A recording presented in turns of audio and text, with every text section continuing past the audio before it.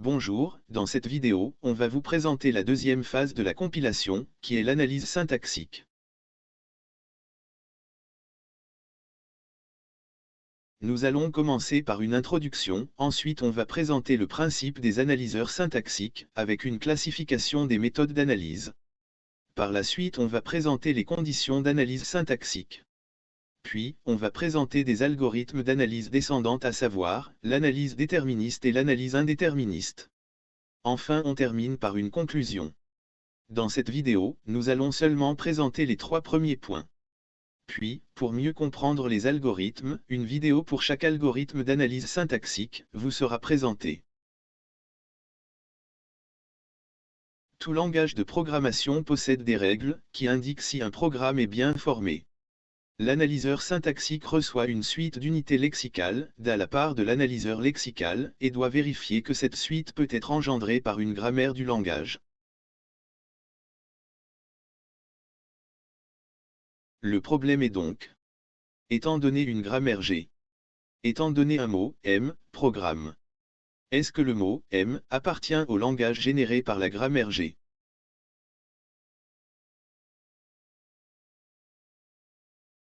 Le principe est d'essayer de construire un arbre de dérivation. Les grammaires les plus adaptées à l'analyse syntaxique sont les grammaires de type 2, non contextuelles.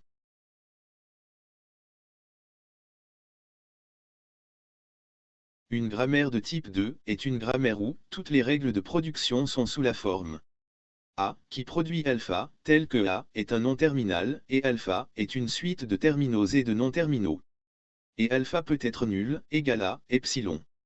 Exemple, A produit ou donne petit a, grand B, petit c, petit d, petit b, etc.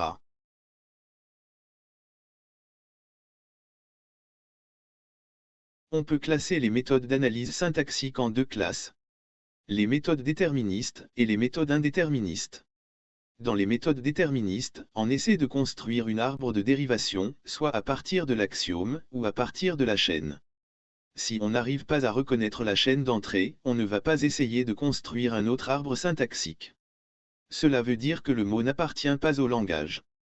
Dans les méthodes indéterministes, on va essayer de construire plusieurs arbres syntaxiques, que ce soit en parallèle ou en séquentiel. Jusqu'à ce qu'on trouve le bon arbre, ou bien jusqu'à ce qu'on déduit que le mot n'appartient pas au langage. Dans les méthodes déterministes, on trouve deux sous-méthodes, qui sont les méthodes descendantes et les méthodes ascendantes. Nous définissons l'analyse descendante par un processus d'analyse, qui cherche à atteindre le programme source à analyser, en commençant par l'axiome. Cette analyse est nommée top-down.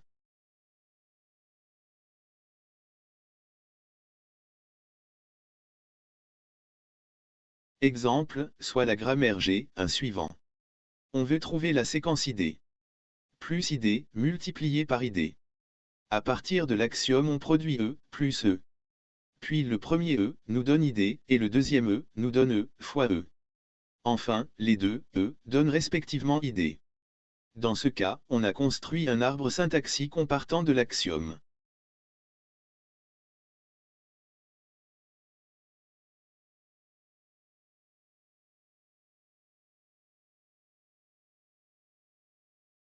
Nous définissons l'analyse ascendante, par un processus d'analyse, qui cherche à atteindre l'axiome, en commençant par le programme source. Cette analyse est nommée bottom-down.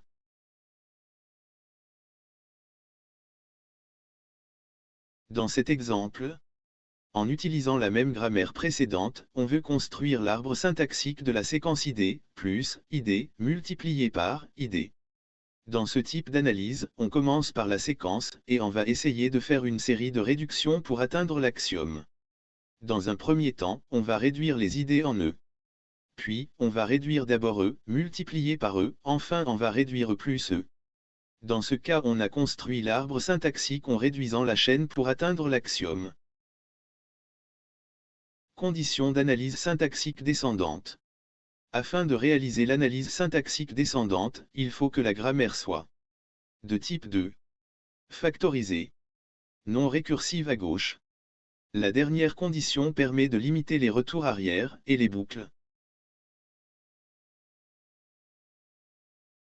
Récursivité directe. La grammaire G est récursive à gauche s'il existe des règles qui s'écrivent sous la forme suivante. A produit A, alpha. Tel que A est un nom terminal et alpha est une suite de terminaux et de non-terminaux ou bien epsilon. Le problème avec la récursivité à gauche est qu'à chaque fois qu'on veut faire une dérivation à partir de cette règle, dans ce cas un A, on se retrouve à nouveau avec un autre A. Cela va créer une boucle infinie. Il est possible de transformer une grammaire récursive à gauche en une grammaire non récursive à gauche.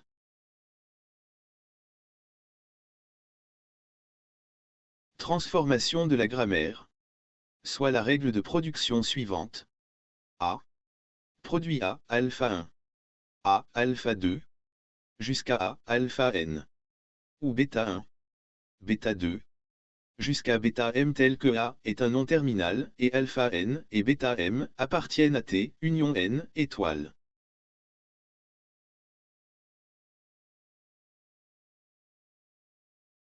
On peut transformer cette grammaire en une grammaire équivalente. A va donner bêta 1, bêta 2, bêta m, bêta 1 A', bêta 2 A', bêta m A', et A' va donner alpha 1, alpha 2, alpha n, alpha 1 A', alpha 2 A', alpha n, A'. Les deux grammaires sont équivalentes, c'est-à-dire qu'elles génèrent le même langage. Ce genre de transformation est utilisé lorsqu'on cherche à avoir une grammaire epsilon libre.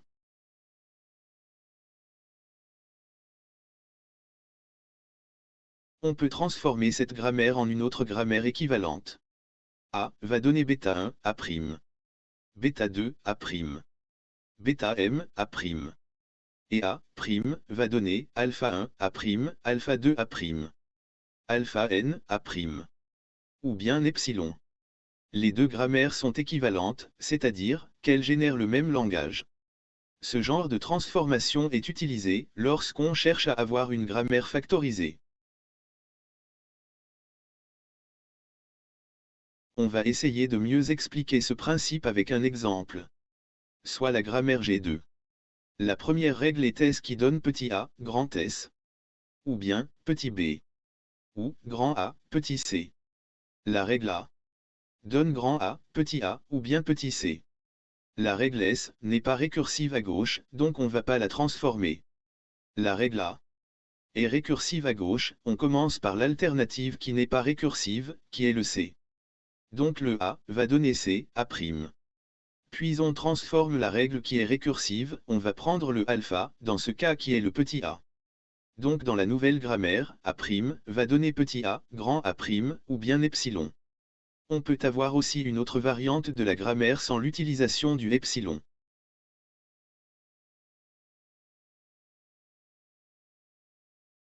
Récursivité indirecte. Une grammaire est récursive indirecte à gauche, s'il existe des règles qui s'écrivent sous la forme A, qui donne B, alpha 1, ou bien bêta 1. Et B, qui donne A, alpha 2, ou bêta 2. Dans ce cas, le problème est que, lorsqu'on remplace le B dans la règle A, on aura A qui donne A, alpha 2, alpha 1. Ou bien si on remplace A dans la règle B, on aura B qui donne B, alpha 1, alpha 2. Dans ces cas, les règles A et B sont récursives à gauche directe.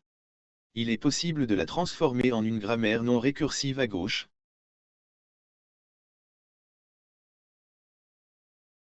Pour transformer une grammaire récursive à gauche indirecte, on utilise la substitution. Dans la grammaire précédente, on substitue B dans A, le résultat est A donne A, alpha 2, alpha 1. Ou bêta 2, alpha 1. Ou bêta 1. Dans ce cas la règle B est inaccessible donc on peut la supprimer. Sinon la deuxième possibilité, on substitue A dans B, le résultat est B donne B, alpha 1, alpha 2, ou bêta 1, alpha 2. Ou bêta 2. Dans ce cas la règle A est inaccessible donc on peut la supprimer.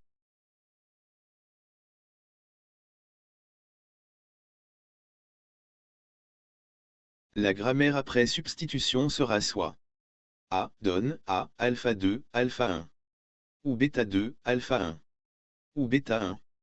Ou bien B donne B, alpha 1, alpha 2. ou bêta 1, alpha 2, ou bêta 2. On aura une grammaire récursive à gauche directe, après transformation on obtient A, qui donne bêta 2, alpha 1, A', ou bêta 1, A'. Et A' donne epsilon, ou alpha 2, alpha 1, A'. Sinon pour la deuxième variante, on aura B, qui donne bêta 1, alpha 2, bêta, B', ou bêta 2, B'. Et B' donne epsilon, ou alpha 1, alpha 2, B'.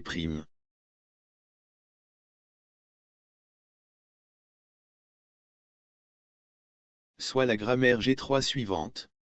A donne grand B, petit c, petit d, ou petit a. B donne grand A, petit a, ou d. La première étape est de remplacer B dans la règle A ou de remplacer A dans la règle B. Le résultat est comme suit. Soit A donne grand A, petit c, petit d. Ou petit d, petit c, petit d. Ou petit a. Sinon la deuxième solution est B qui donne grand B, petit c, petit d, petit a, ou petit a, petit a. Ou petit d. Dans les deux cas on aura une grammaire récursive à gauche directe. Après transformation, on obtient A qui donne petit d, petit c, petit d, A'. Ou petit a, grand A'. A' donne epsilon. Ou petit a, petit c, petit d, grand A'. Ou bien B donne petit a, B'. Ou petit d, grand B'. Le B' donne epsilon. Ou petit c, petit d, petit a, grand B'.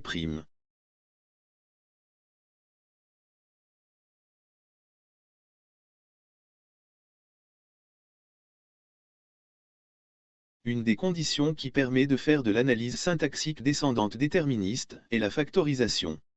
Une grammaire, G, n'est pas factorisée s'il existe des productions sous la forme A, qui donne alpha x, alpha y, alpha z, gamma, bêta. Avec alpha, x, y, z, appartiennent à T, union n+. Et bêta et gamma, appartient à T union n étoile. Cette règle devient A, donne alpha b, ou gamma, ou bêta. Et B donne x, y, z. Le principe est que cette règle est on prend l'alpha en facteur et on ajoute un O terminal qui donne les symboles qui ne sont pas en commun.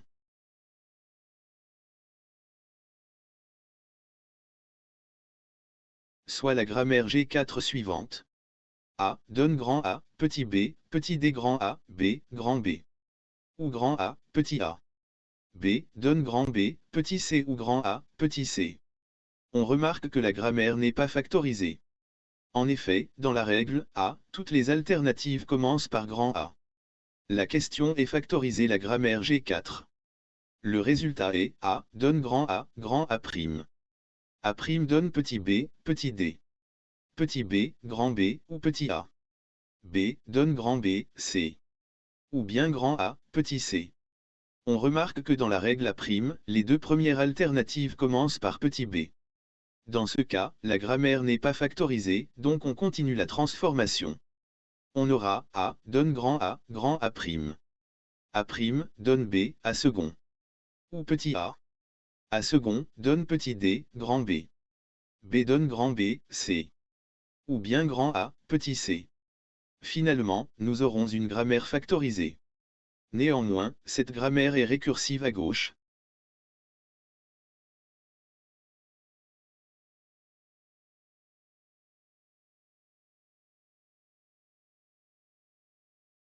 Afin de réaliser l'analyse syntaxique ascendante, il faut que la grammaire soit de type 2 et non ambiguë. Une grammaire est ambiguë s'il existe une séquence de symboles terminaux qui admet plusieurs dérivations.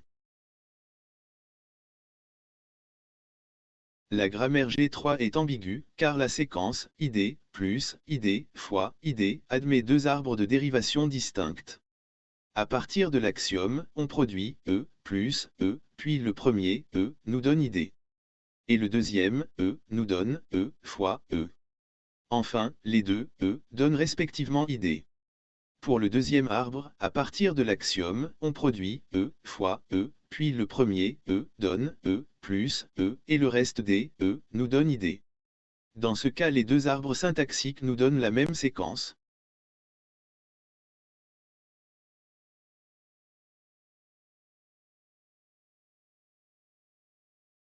Merci de nous avoir suivis, à bientôt pour de nouvelles vidéos.